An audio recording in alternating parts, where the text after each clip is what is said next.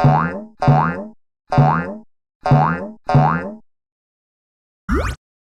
les nuls, je suis enfin de retour pour une nouvelle leçon. Et cette fois-ci, nous allons parler de clan, ou de gang, ou d'ethnie, ou de tribu, enfin bref, de toute façon ça revient au même.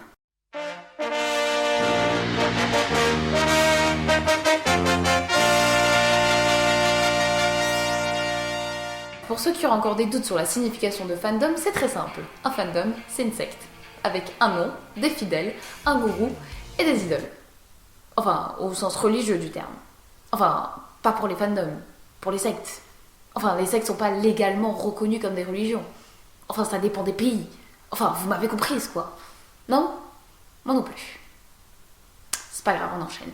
Il y a deux types de fandoms, ceux en lien avec le groupe dans son ensemble et ceux en lien avec un seul membre d'un seul groupe. Personnellement, je mets les subunits et les artistes solos dans la première catégorie. Parce que les subunits restent des groupes malgré tout et parce que je considère qu'un artiste solo est un groupe de 1.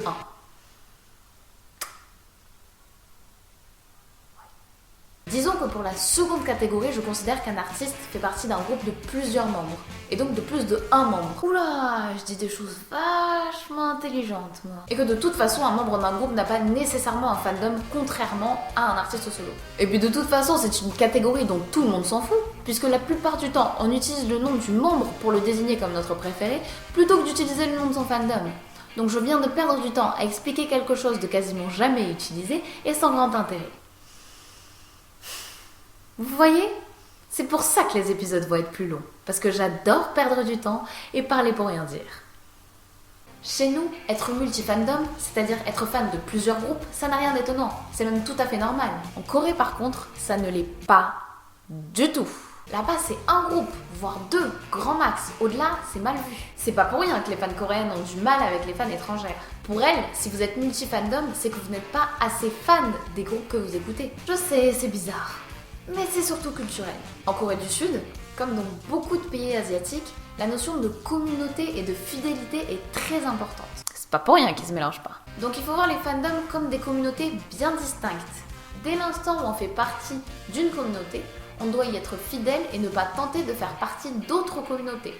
Sinon on devient un traître. Et donc on est mal vu. Après ça ne veut pas dire que les Coréennes multi-fandoms n'existent pas, elles sont juste plus rares. Et plus discrètes. Et ça ne veut pas non plus dire qu'elles n'apprécient pas ou n'écoutent pas les autres groupes. Elles y sont juste beaucoup moins dévouées.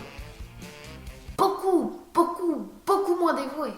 Et ce nom est toujours en lien avec le groupe ou l'artiste, et donc rarement tiré par les cheveux.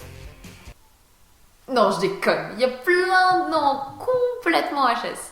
Un bon paquet en plus. Néanmoins, le nom a toujours une signification.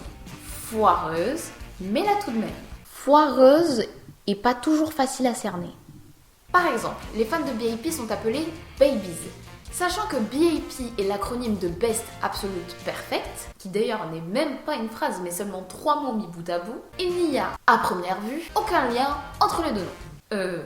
Pas qu'à première vue en fait. En français, baby veut dire bébé qui est un mot utilisé soit pour désigner ces petites choses qui crient, qui pleurent et qui puent, soit pour désigner un ou une petite amie. Sachant que BIP est en réalité le mot bap en coréen qui signifie riz ou repas en français et qui est la véritable signification du nom du groupe, on peut aisément deviner que les membres du groupe sont des gros morphales qui auront possiblement besoin de leur bébé pour leur faire à manger. Et je vais arrêter cette théorie immédiatement parce que je viens de faire passer les BIP pour des gros bofs, machos et misogynes.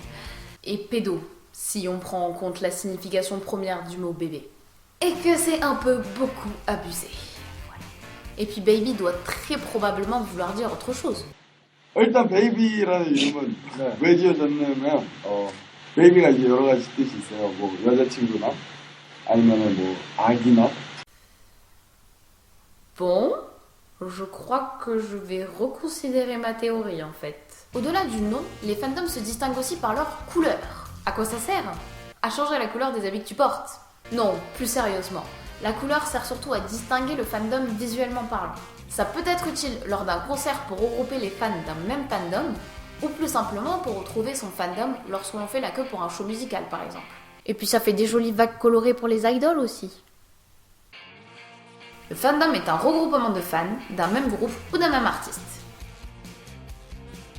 En Corée, être multi-fandom est peu, voire pas du tout toléré.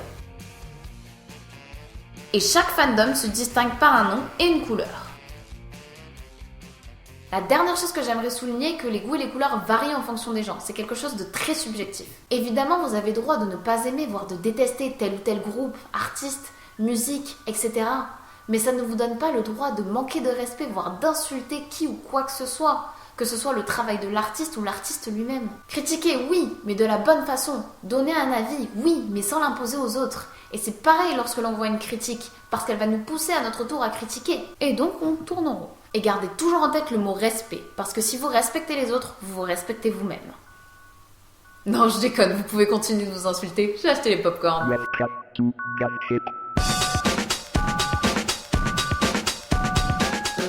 J'étais sérieuse en fait, pour le respect. C'est juste que je voulais faire une blague, un peu comme moi, un peu nulle en fait.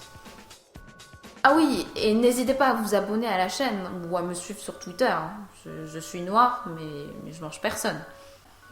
Enfin, je me soigne.